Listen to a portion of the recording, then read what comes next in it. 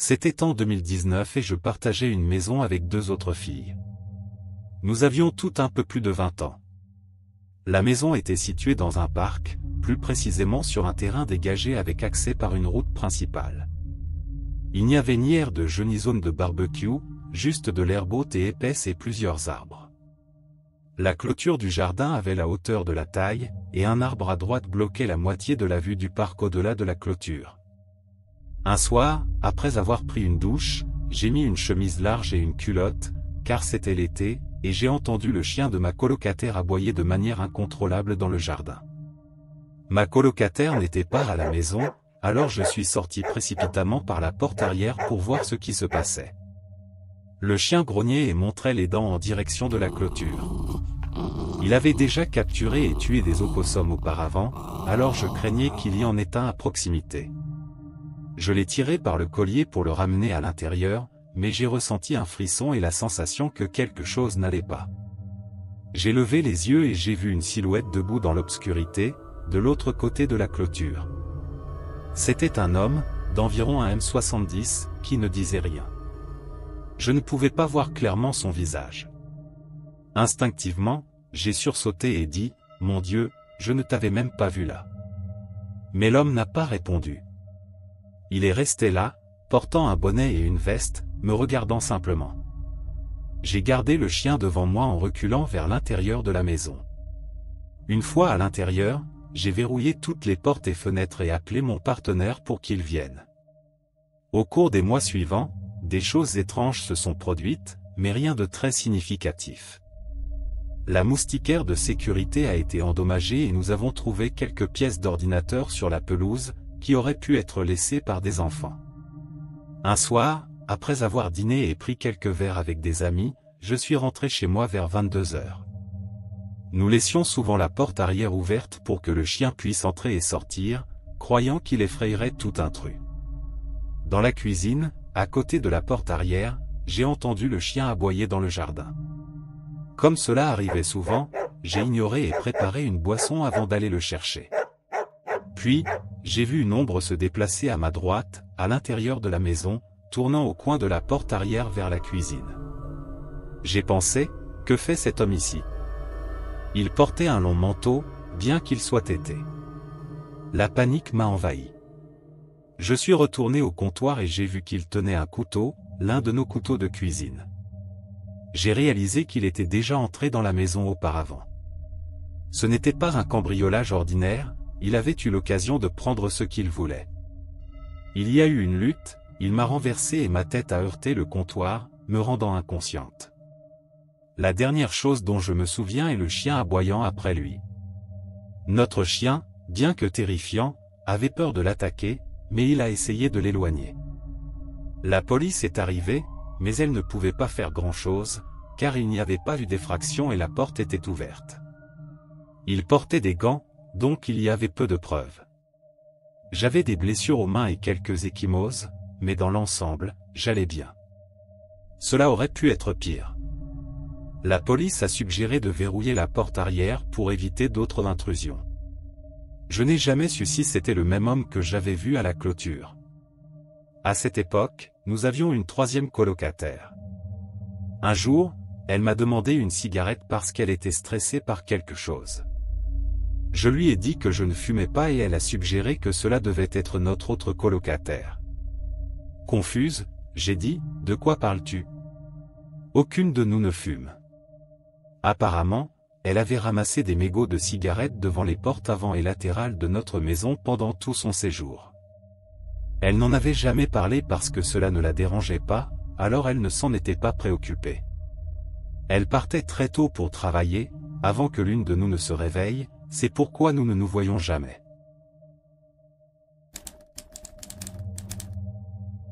Cela s'est passé lorsque j'étais au lycée et que je vivais avec mes parents et mon petit frère dans une maison en banlieue. La région où j'ai grandi était très calme et sûre. Nous vivions dans une ville où tout le monde se connaissait. Même les inconnus étaient gentils et serviables, à quelques exceptions près. Il n'y avait presque pas de crime, car tout le monde avait une situation financière similaire. On pouvait donc dire que l'endroit où je vivais était très sûr. Jusqu'à ce que des choses étranges commencent à se produire. Au début, c'était de petites choses, assez insignifiantes à l'époque, mais maintenant, en y repensant, tout semble lié aux événements étranges qui ont commencé à se produire. Tout a commencé au début de ma première année de lycée. Un matin, je me suis réveillé tôt pour ranger mes vêtements. Comme je suis un peu obsessionnel à ce sujet, je m'assure que tous mes tiroirs et portes sont fermés avant de partir, car je suis la dernière à quitter la maison. Il se trouve que j'avais un rendez-vous médical ce jour-là, donc j'étais la première à rentrer à la maison. En entrant dans ma chambre, la porte n'était pas complètement fermée et le placard était entièrement ouvert. J'ai trouvé cela étrange mais j'ai ignoré. Cependant, cela s'est produit plusieurs fois. Parfois, je remarquais que certains vêtements manquaient, mais je pensais que c'était juste une distraction de ma part. Une autre nuit, après être allé me coucher, j'ai été réveillé par le bruit de pas montant les escaliers. La 5e marche craquait toujours très fort et quand je l'ai entendu, je me suis immédiatement assise. Je me souviens clairement car je pouvais l'entendre même avec le ventilateur allumé. Après que les pas se soient arrêtés, j'ai vérifié toutes les pièces à l'étage. Toutes les chambres étaient à l'étage, les portes étaient fermées et tout le monde dormait. Comme les portes grincent fort quand elles sont ouvertes, j'aurais entendu si quelqu'un était sorti de sa chambre, puisque j'étais la seule à dormir avec la porte ouverte. Je ne pouvais pas voir grand-chose, tout le monde dormait profondément. Je suis resté éveillé un moment pour essayer d'entendre à nouveau, mais j'ai fini par m'endormir, pensant que mon esprit me jouait des tours. Le lendemain matin, j'ai demandé à ma famille à ce sujet, mais tout le monde a dit qu'ils avaient dormi toute la nuit. Ces petites occurrences se sont accumulées jusqu'à culminer dans l'une des expériences les plus étranges que j'ai eues. Nous étions à la moitié de l'année et après l'école, mon frère et moi sommes rentrés à la maison. J'ai jeté mon sac à dos sur la table de la salle à manger et me suis allongé sur le canapé pour regarder la télé. Mon frère a emmené le chien se promener puis est allé jouer aux jeux vidéo. Comme il n'y avait pas d'autre voiture dans le garage, j'ai réalisé que mes parents étaient encore au travail, alors j'ai baissé le volume de la télé pour pouvoir les entendre quand ils arriveraient. Mes parents avaient l'habitude de se plaindre de moi regardant la télé après l'école. Tout était calme et j'étais presque en train de somnoler quand j'ai entendu un bruit distinct venant de l'étage. J'ai pensé que c'était mon imagination. Je regarde beaucoup de films d'horreur, donc parfois je deviens nerveuse. Je suis retourné à mon émission, mais les coups ont continué pendant environ 5 minutes. C'est alors que j'ai réalisé que quelque chose n'allait pas. J'ai éteint la télé et écouté pendant quelques minutes. C'était un bruit rythmique venant de l'étage. Pendant un moment, j'ai pensé que c'était mon chien, qui parfois montait et descendait les escaliers à la recherche d'un endroit où se coucher. Alors je l'ai appelé, mais mon frère a crié que le chien était avec lui en bas. Je suis monté les escaliers et j'ai entendu le bruit plus clairement. Le bruit venait directement de au-dessus de moi, du grenier. J'ai commencé à avoir peur en réalisant que ce n'étaient pas des coups, mais des pas, comme si quelqu'un marchait avec des bottes dans le grenier. J'ai essayé de rester calme et pratique. Il n'y a que 2 entrées pour le grenier, un petit panneau au plafond de la chambre de mon frère et une fenêtre au 3e étage. J'ai vérifié la chambre de mon frère et il semblait que le panneau n'avait pas été touché depuis longtemps. Nous ne l'avons jamais ouvert depuis que nous avons emménagé, car les propriétaires précédents nous ont dit que ce n'était que de l'isolation et des fils. J'ai pensé que cela pouvait être lié à l'antenne parabolique, qui avait récemment eu des problèmes et mon père avait dû appeler un technicien. Je suis allé dans le jardin, mais je n'ai rien vu sur le toit. Je suis rentré à l'intérieur et mon frère était debout à la porte, demandant ce qui se passait. Je lui ai expliqué ce que j'avais entendu et lui ai demandé de vérifier avec moi pour m'assurer que je ne devenais pas folle. Quand nous sommes montés, il a également entendu le bruit et a demandé « Qu'est-ce que c'est ?» J'ai été soulagé de savoir que ce n'était pas seulement moi. J'ai chuchoté « On dirait que quelqu'un est là-haut, non ?» Il a hoché la tête et a suggéré que nous descendions pour parler loin de la portée de toute personne dans le grenier. En descendant, je lui ai parlé du toit et de la possibilité qu'un technicien soit là-haut, bien que je n'ai vu aucune camionnette dehors. Mon frère a dit que les réparateurs ne viendraient que plus tard dans la semaine. Nous avons décidé d'appeler notre père. Je lui ai tout expliqué, il semblait sceptique mais essayait d'être gentil. Je ne peux pas lui en vouloir, il était improbable que quelqu'un soit dans notre grenier.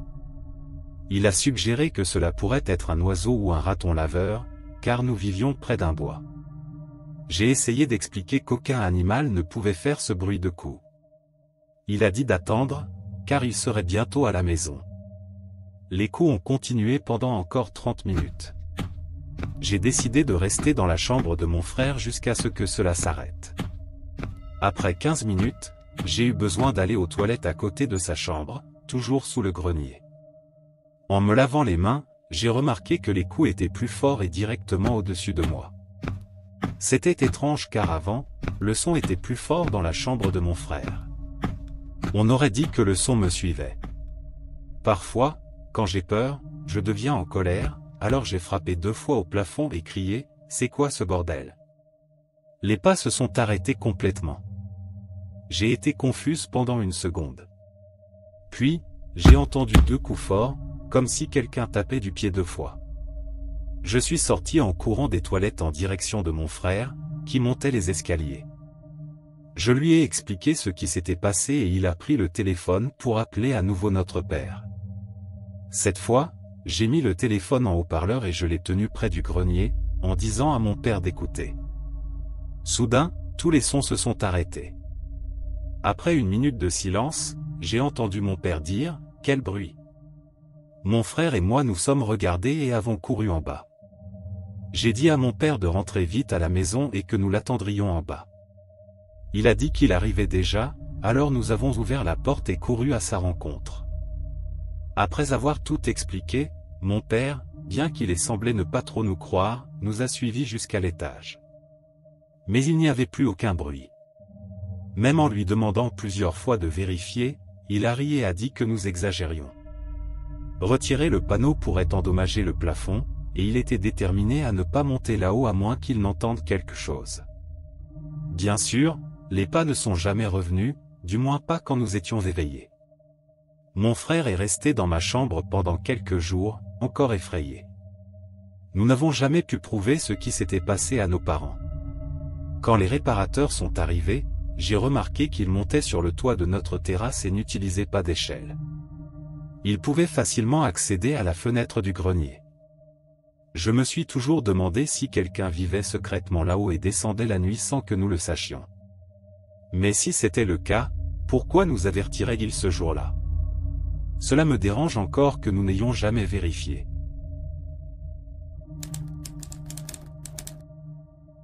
Mon nom est Caleb. J'ai 16 ans et l'histoire que je vais raconter est quelque chose que je n'oublierai jamais. Cela s'est passé le 24 août. L'école avait déjà commencé depuis environ 2 semaines. Pour me détendre, j'ai décidé de voir si mes amis voulaient jouer à Fortnite. Ma mère et ma sœur faisaient des courses et mon père était au travail, alors je m'ennuyais beaucoup. Il était environ 20 heures quand nous avons finalement réussi à jouer en ligne. Après quelques parties, j'ai remarqué que mes amis étaient fatigués de perdre.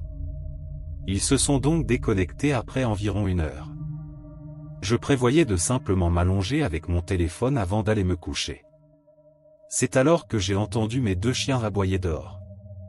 Ce n'est pas si inhabituel qu'ils aboient, étant donné que les gens marchent souvent le long de la route en bordure de notre jardin.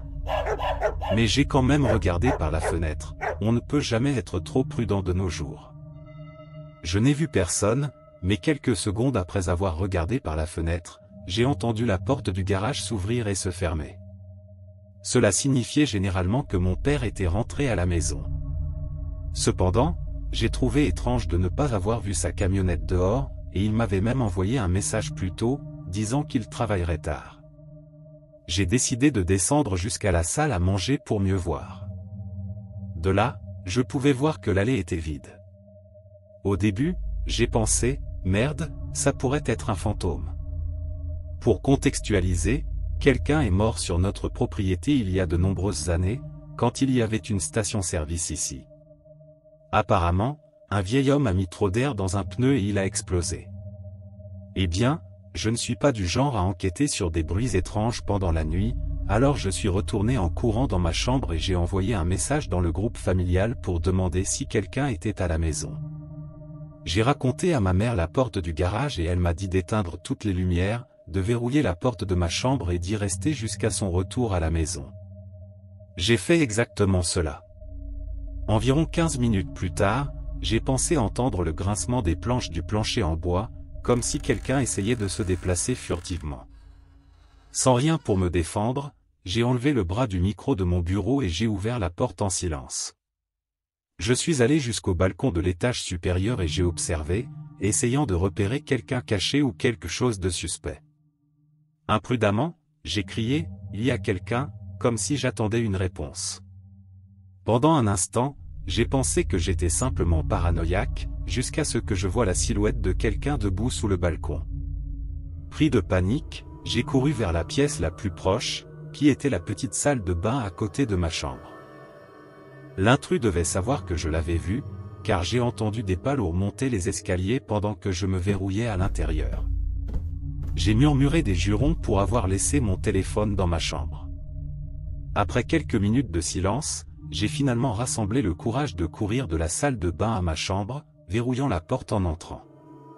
J'ai remarqué que la porte de la chambre de ma sœur, qui était en face de la mienne, était ouverte et j'ai imaginé que l'intrus avait peut-être été là-bas. Enfermé dans ma chambre, j'ai pris mon téléphone et composé le numéro de la police, mais juste avant d'appuyer sur le bouton d'appel, j'ai remarqué que la porte du placard était entrouverte. J'ai vu un œil espionné par la fente. C'est à ce moment-là que j'ai réalisé. L'intrus n'était pas dans la chambre de ma sœur. Il était ici, avec moi. La terreur que j'ai ressentie à ce moment-là est quelque chose que je n'oublierai jamais. Une peur vraie et authentique. Je suis sorti en courant de ma chambre, et descendu les escaliers et suis sorti par la porte d'entrée. J'ai couru jusqu'à la maison de mon voisin, qui était policier. Je lui ai expliqué la situation et il a immédiatement alerté la police. Il a décidé d'enquêter seul pendant que je restais avec sa femme. Quelques minutes plus tard, je suis retourné en courant pour vérifier si l'intrus avait été capturé. En entrant dans la maison, j'ai vu un homme grand et mince que je n'avais jamais vu auparavant. Il avait une barbe grisonnante et portait un manteau noir sale. Il était au sol, menotté par mon voisin. Depuis cette nuit, je ne reste plus seul à la maison et nous avons renforcé notre sécurité. Ma famille est extrêmement soulagée que je n'ai pas été blessé et profondément reconnaissante pour le courage de notre voisin. Je ne souhaite cette expérience à personne, pas même à mon pire ennemi.